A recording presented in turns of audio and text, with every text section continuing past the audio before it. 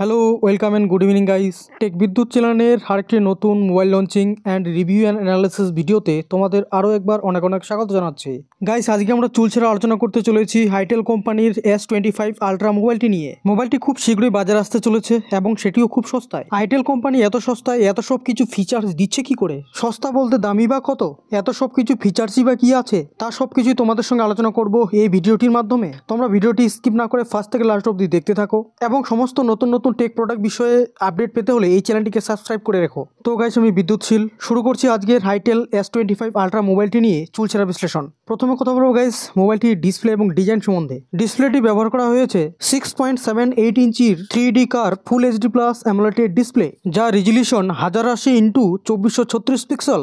সর্বোচ্চ উজ্জ্বলতা দেওয়া হয়েছে 1400 nits, refresh rate 120 hertz, display pixel ঘনত্ব 393 ppi। ডিসপ্লে সুরক্ষা হিসেবে ব্যবহার করা হয়েছে Corning Gorilla Glass Victus 7i। ডিসপ্লেটি ব্যবহার করা হয়েছে বেজেললেস পাঞ্চ হোল ডিসপ্লে। স্ক্রিনটি multitouch capacitive touch screen to body ratio guys 94%। Design হিসেবে মোবাইলটির back panel guys Samsung S25 Ultra মোবাইলের মতো তৈরি করা হয়েছে, যেটি গাইস দেখতে অসম লাগছে। মোবাইলটির ওজন দেওয়া হয়েছে গাইস 163 গ্রাম মাত্র। মোবাইলটির কালার হিসেবে 3টি শ্রেণীতে ভাগ করা হয়েছে, ব্ল্যাক, টাইটানিয়াম অ্যান্ড ব্লু। জল বিরোধী এবং ধুলোবালি প্রতিরোধকারী হিসেবে ব্যবহার করা হয়েছে IP64 প্রোটেক্টর। এবার কথা বলবো গাইস মোবাইলটির মেইন পার্ট, মোবাইলটির ক্যামেরা সম্বন্ধে। পিছনে ব্যবহার করা হয়েছে ডুয়েল ক্যামেরা। প্রধান ক্যামেরাটি 50 মেগাপিক্সেলের ওয়াইড অ্যাঙ্গেল ক্যামেরা। দ্বিতীয় ক্যামেরাটি ব্যবহার করা হয়েছে একটি ম্যাক্রো ক্যামেরা। ফিচার হিসেবে রয়েছে অটো ফোকাস, HDR, প্যানোরামা ইত্যাদির মতো গুরুত্বপূর্ণ ফিচার্স। পিছনের ক্যামেরাটি 30 fps 1440 পিক্সেলের ভিডিও রেকর্ডিং করা যাবে এবং 30 fps 1080 ফুল HD-তে ভিডিও রেকর্ডিং করা যাবে। সামনের ক্যামেরায় ব্যবহার করা হয়েছে 32 মেগাপিক্সেলের ওয়াইড অ্যাঙ্গেল সেলফি ক্যামেরা। সামনের ক্যামেরা দিয়ে 30 fps 1080 এবং 1440 পিক্সেলে ভিডিও রেকর্ডিং করা যাবে। পিছন দিকের ক্যামেরায় রয়েছে রিং ফ্ল্যাশের ব্যবস্থা এবং পাশে আরও দুটি ছোট ছোট ক্যামেরার মতো সেন্সর দেওয়া হয়েছে, যেটি দিয়ে গাড়ি, টিভি ইত্যাদি রিমোট কন্ট্রোলের কাজ করবে। এবার আসবো মোবাইলটির টেকনোলজি এবং রোম র্যাম নিয়ে। মোবাইলটির অপারেটিং সিস্টেম ব্যবহার করা হয়েছে অ্যান্ড্রয়েড 14। প্রসেসর ব্যবহার করা হয়েছে ইউনিসেক T620। সিপিইউ ব্যবহার করা হয়েছে 2.2 GHz অক্টাকোরের প্রসেসর। ব্যবহার করা হয়েছে 64 বিটের আর্কিটেকচার। গ্রাফিক্স ব্যবহার করা হয়েছে মেল G57। ধুলোবালি এবং জল প্রতিরোধী হিসেবে ব্যবহার করা হয়েছে IP64 প্রোটেক্টর, যার থেকে কিন্তু স্ক্রিনটিতে জলে ভিজলো এবং বৃষ্টি পড়লেও স্ক্রিনটি কাজ করবে। র্যাম এবং রোম হিসেবে মোবাইলটিকে 3টে শ্রেণীতে ভাগ করা হয়েছে। প্রথমটি 8128, দ্বিতীয়টি 8256 এবং তৃতীয়টি 8512GB। 8GB র্যামকে পরবর্তীতে 16GB পর্যন্ত বাড়ানো যাবে। এক্সট্রা মেমোরি কার্ড ব্যবহার করা যাবে না।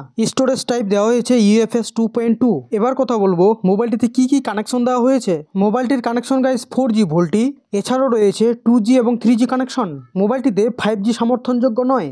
এছাড়াও দেওয়া হয়েছে Wi-Fi 4, ব্লুটুথ, হটস্পট এবং GPS এর মতো গুরুত্বপূর্ণ ফিচার্স। দুটি ন্যানো সিম একসঙ্গে ব্যবহার করা যাবে। Audio Jack USB Type-C 2.0, 3.5mm এর হেডফোন জ্যাক দেওয়া হয়নি। সেন্সর হিসেবে রয়েছে ফিঙ্গারপ্রিন্ট সেন্সর। ফিঙ্গারপ্রিন্ট সেন্সরটি রয়েছে ডিসপ্লেতে।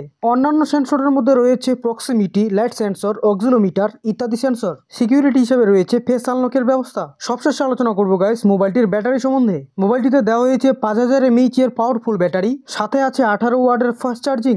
এবার কথা বলবো গাইস মোবাইলটির দাম কত হতে চলেছে। ইন্ডিয়াতে মোবাইলটির দাম গাইস 15,000 টাকার আশেপাশে থাকবে, তবে রোম হিসেবে মোবাইলটির দাম 2-1000 টাকা বাড়তে পারে অথবা কমতে পারে।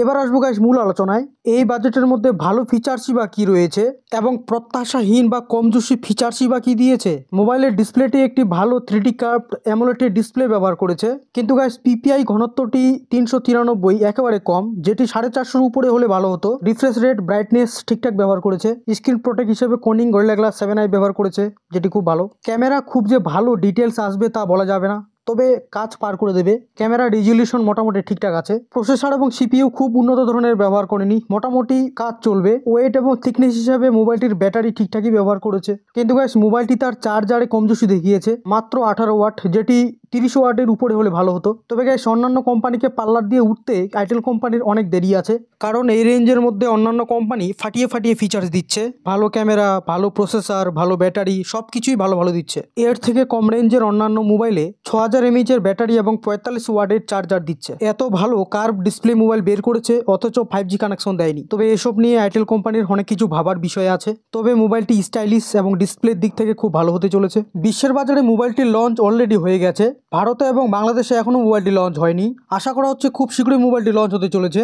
মোবাইলটি তোমাদের কেমন লাগলো এবং আমার চুলচেরা বিশ্লেষণটি তোমাদের কেমন লাগলো সবকিছু তোমরা কমেন্টে জানাবে। ভিডিওটি ভালো লাগলে একটি লাইক করে দিও এবং বন্ধুদেরকে জানাতে বন্ধুদের সঙ্গে একটি শেয়ার করে দিও। দেখা হচ্ছে পরে নতুন কোনো টেক প্রোডাক্ট নিয়ে চুলচেরা আলোচনাতে। ততক্ষণে tata, bye bye, take care, Jai Hind এবং ভারত মাতা কি জয়।